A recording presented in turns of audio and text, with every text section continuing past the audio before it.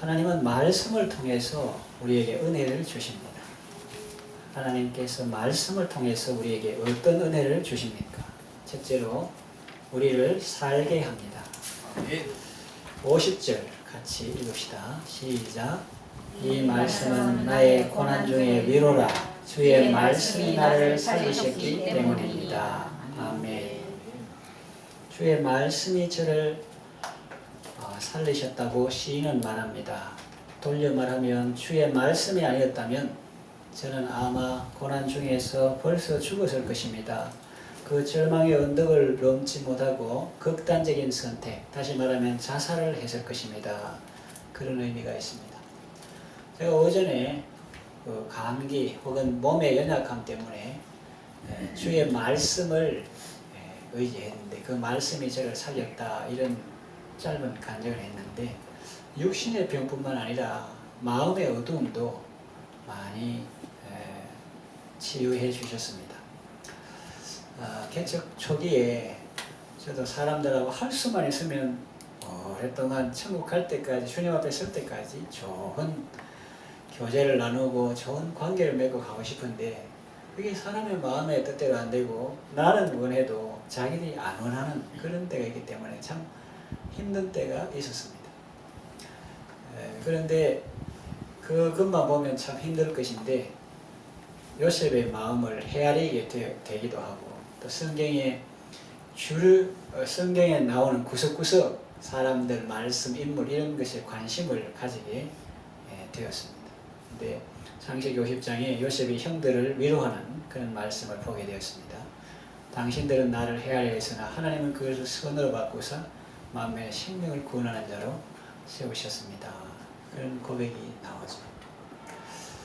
그래서 참된 치유는 하나님의 말씀에서부터 비롯되는 것입니다. 그 말씀이 사건 해석을 바로 하게 되면 우리가 이렇게 의사들이 이렇게 외과 의사 이렇게 바깥에 치료하는 그런 것도 중요하지만 우리가 육신 치유도 중요하지만 이 내적인 치유, 그 말씀을 통해서 깨닫게 하심으로 그 사건에 대해서 우리가 원망하거나 불평하지 않고 감사하고 긍정적으로 받아들이는 이 내적으로 말씀을 통해서 깨닫게 해서 치유하는 그것이 얼마나 중요한가, 이런 것을 알게 되었습니다. 그래서 이 비밀을 아는 사람은 교회에 올 것입니다. 힘들어도 올 것입니다. 안 믿는 사람은 남편은 땡기죠. 발가락이 땡기면 니 그래 아프다 하면서 교회 가나? 가지 말고 쉬라 이러잖아요. 근데 아는 사람은 무엇입니까? 속에 이 말씀이 나오는 거예요. 그래 외워야 됩니다. 주의 말씀이 나를 살리셨기 때문입니다. 네. 여보, 내 사랑해서 걱정하는 것 감사해요. 좋아요. 근데 당신이 몰라서 내가 보니까 내 병은 교회 가서 말씀 들어야 나는 병입니다. 그래 내를 사랑해주고 걱정해주고 좋으니까 내가 나와서 와가지고 더 잘할게요 이러면서 사고만 가라. 그래서 내가 93절에 내가 주의 법도를 영원히 잊지 아니하오니 주께서 이것들 때문에 나를 살게 하심이니이다 그랬습니다. 하나님의 말씀이 우리를 살게 합니다. 사람은요 떡으로만 사는 존재가 아닙니다. 떡이 있고 먹을 것이 있어도 죽는 사람 있습니다. 신문 보세요. 뉴스 보세요. 먹을 것이 있고 재산이 있고 권세가 있어도 못 살겠다고 죽은 사람 많이 있습니다. 그런데 하나님의 말씀은 우리를 살게 하니 얼마나 소중합니까? 요셉도요, 성경을 읽으면 억울함과 답답함 때문에 죽을 수도 있었지만 그렇게 되지 않았습니다. 요셉이 뭘 잘못했습니까? 아버지 심부름함밖에 없는데. 그리고 이빨은 소리하고 자기의 신실함을 지켰는데 보디발 안에 그 여자가 끼가 있으면서 자기 시도하는 게 안 되니까 요셉에게 덤튀기 씌워가지고 누명을 씌워가지고 감옥에 했지. 요셉이 뭘 잘못했습니까? 그리고 요셉이 친절하게 감옥에서 그 술 맡은 떡국 맡은 관원장 꿈 잘 해석해 주는데 뭘 잘못했습니까? 술 맡은 관원장 지가 이자 부려가지고 못 나왔죠. 억울하고 답답한 일이 한두 개가 아닙니다. 그거 아마 쉽고 그거 생각하고 그거 묵상하고 했으면 제명이 못 살아날 겁니다. 감옥에서 못 나올 겁니다. 그러나 요셉은 그렇게 되지 않았습니다. 왜냐하면 하나님께서 주신 꿈이 있었기 때문입니다.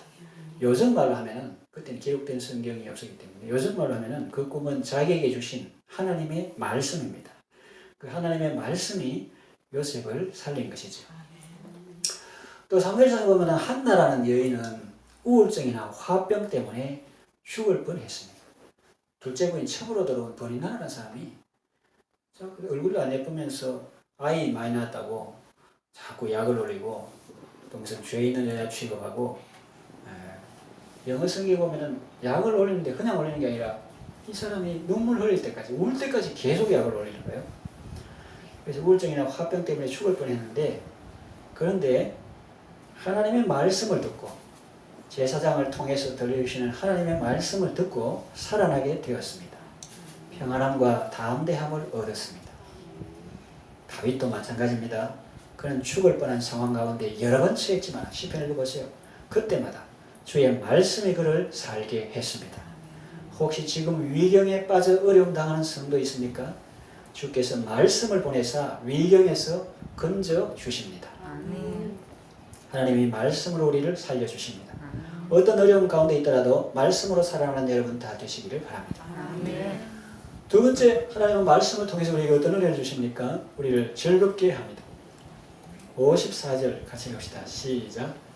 내가 나그네 된 집에서 주의 율례들이 나의 노래가 되었나이다. 아멘. 또 92절 그 뒤에 나오는 92절 읽읍시다. 시작. 주의 법이 나의 즐거움이 되지 아니하였다면 내가 내 고난 중에 멸망하였으리이다. 또 그 뒤에 103절 나오죠. 같이 읽읍시다. 시작. 주의 말씀의 맛이 내게 어찌 그릿한지요 내 입의 꿀보다 더합니다. 그럽니다. 예. 여러분 목장일이 얼마나 힘듭니까? 양치는 거, 추운데 들판에 혼자 있는 것도 그렇고 또 외롭기도 하고. 그런데 야곱은 악독 고용주를 만났습니다. 그 악독 고용주는 누굽니까? 외삼촌 라반입니다. 자기보다 한 수 위입니다. 자기도 남에게 절대로 지기 싫어하고 아버지도 속이고 형도 속이고 그런 사람인데, 이 사람은 품삯을 계약해놓고 10번이나 막 바꾸고, 또 라헬 예쁜 라헬 준다 해놓고 밤에 자고 일어나 보니까 레아가 있고, 그러면서 또 해가지고 또 더 일하게 하고 이런 사람인데, 악덕 고용주 밑에서 어떻게 7년 또 한 20년 가까이 그렇게 살 수 있었겠어요? 비결이 무엇입니까? 정말 눈붙일 겨를도 없이 정말 그 천재지변에 의한 것도 자기가 물어줘야 되고 정말 악덕 고용주인데 어떻게 그 세월을 지낼 수 있었을까요? 라곱이 라헬을 연애하는 까닭에 7년을 수일처럼 여겼더라 그랬습니다. 그 외삼촌 딸 라헬 연애하는 까닭에 7년이 며칠처럼 금방 지나가 버리더라 하는 거죠. 우리는 라헬 정도가 아니고 우리는 남자나 여자나 다 교회로서 주님의 신부된 교회인데, 우리 신랑 되신 주님의 아름다우심, 탁월하심, 겸손하심, 온유하심, 지혜로우심, 능력 많으심, 이런 걸 우리가 생각할 때에 우리는 이 세상을 고달픈 인생이지만 기쁨으로 살아갈 수가 있는 것입니다. 그래서 기독교는 생명의 종교, 또한 기쁨의 종교입니다. 하나님의 말씀이 우리를 즐겁게 합니다. 너무 심하게 하면 안 되지만 세상 사람들이 오해해요. 너무 심하게 하면 오해하지만은 그냥 우리 속에는 장례식에 가더라도 슬픔이 영 없다. 니는 믿음이 없나? 왜 그래? 우는 이렇게 하면 안 됩니다. 그 인간이기 때문에 울고 또 일하는데 아브라함도 울었어요. 그런데 막연한 흑색이 회색이 아니라 기독교는 얕은 회색 뒤에 영원한 푸르름이 있는 것입니다. 그래서 장례 찬송가도 억수로 밝습니다. 안 믿는 사람 그하고 좀 다릅니다. 유교식하고도 다르고 불교식하고도 다릅니다. 잠시 세상에 내가 살면서 항상 찬송 부르다가 이것도 있고, 우리 장래 혹은 미래와 소망 그 주제하에 있는 찬송, 옛날에 날빛보다 더 밝은 천국 믿는 마음 가지고 가겠네, 믿는 자 위하여 있을 곳 우리 주에 위해 두셨네. 장례식에 너무 빨리 부르면 다른 사람이 볼 때 좀 오해하기 싫어요. 그런데 뜻을 생각하면서 하는데 그 곡은 여전히 기쁩니다. 왜냐하면 기독교는 생명이죠. 왜 기쁨이 중요하냐면은 본래는 죽어 마땅한 죄인인데 예수님께서 내 대신 죽으심으로 죽음의 문제를 해결해 주셨고 부활하심으로 내 삶의 문제를 다 해결해 주셨기 때문에 우리는 주님 안에서 기뻐할 수가 있는 것입니다. 아멘. 그래서 슬픈 마음이 있는 사람은 어떻게 해야 돼요? 찬송하 91절 예수 이름 믿어야 돼요. 그러면 영원토록 변함없는 기쁜 마음을 주십니다. 예수 이름은 세상의 소망입니다. 천국의 기쁨입니다. 오늘 처음 나신 분도 옛날에 교통사고로 인해서 여러 가지 아픈 것도 많고 그래서 아직 예수님을 잘 모르니까 예수님의 이름으로 참된 의사 되시고 치유자 되신 예수님의 이름으로 기도하고 이렇게 했는데 누구든지 예수님께서 하신 일을 마음으로 믿고 입으로 시인하면 구원을 받는다고 했습니다. 죽음 이기신 영원한 생명을 우리에게 주셨습니다. 하나님의 말씀이 우리를 즐겁게 합니다. 말씀 묵상하는 사람은 건강합니다. 말씀 묵상하는 사람은 얼굴이 환합니다. 웃음이 가득합니다. 하나님의 사랑이 부어지니까 세상이 아름답게 보이는 거죠.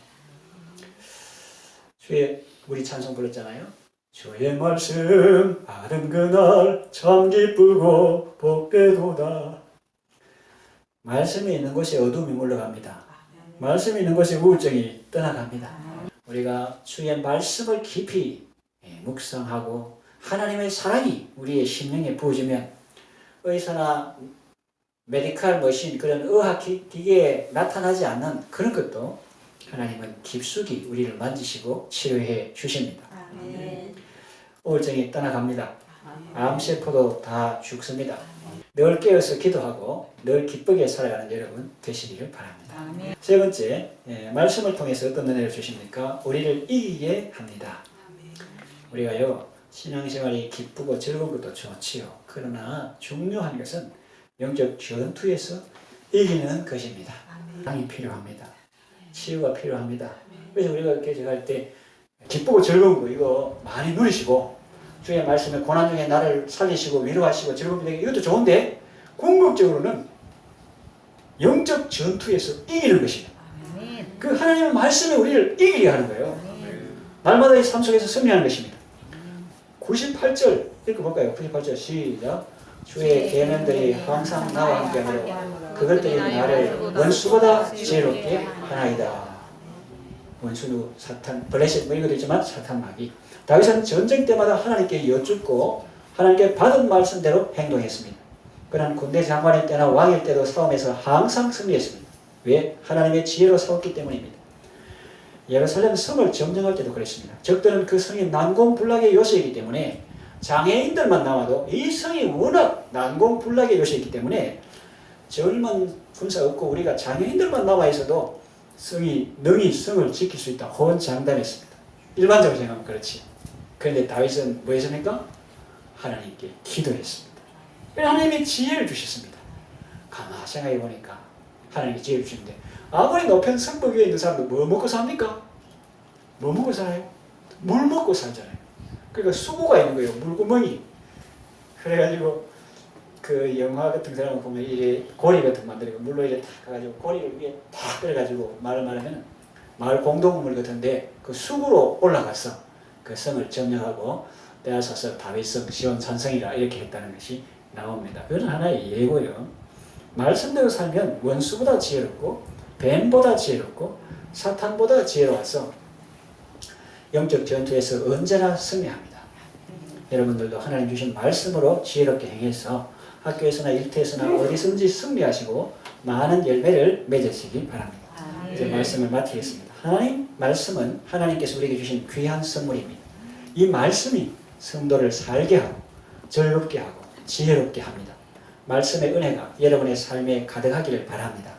날마다 숨쉬는 순간마다 말씀 안에서 생명과 기쁨과 승리의 삶을 누리시기를 바랍니다.